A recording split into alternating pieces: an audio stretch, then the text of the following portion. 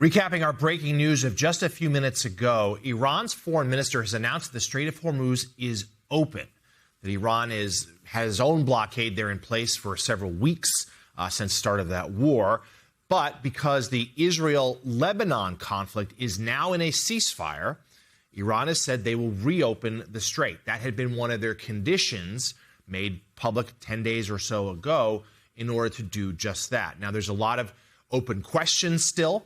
What does that mean for the U.S. Navy's blockade? We presume it will also lift, but the U.S. officials have not said that yet. President Trump celebrating it on Truth Social just now. The market's also rallying. For more, let's bring in MS Now White House reporter Akayla Gardner, who joins us live from the White House. Akayla, this broke just a few moments ago, certainly an important moment in this conflict.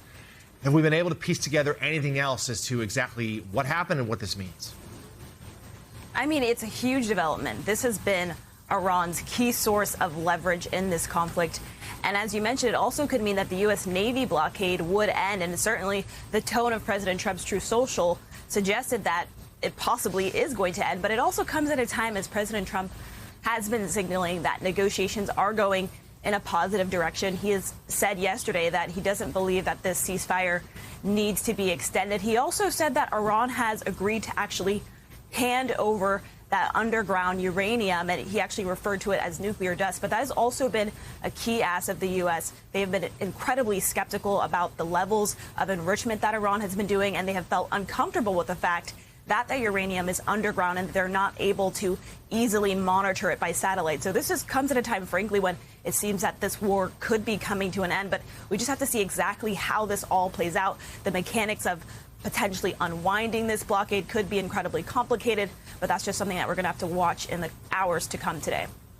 All right, MS Now White House reporter Akayla Gardner, thank you for jumping in front of the camera for us. If you learn more, please come back. We should also just note this puts a lot of pressure on Prime Minister Netanyahu that he needs to agree to end that war with Lebanon. Otherwise, the blockade, Iran says, could be put back in place. Strait of Hormuz could close again.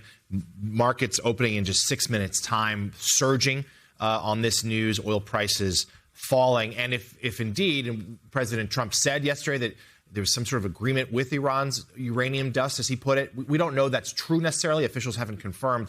But if there is progress there, plus the Strait of Hormuz, then yes, it would seem like the tenor would be positive heading into potential negotiations this weekend or next week in Pakistan. But, of course, long way to go. The war is not over until it is over.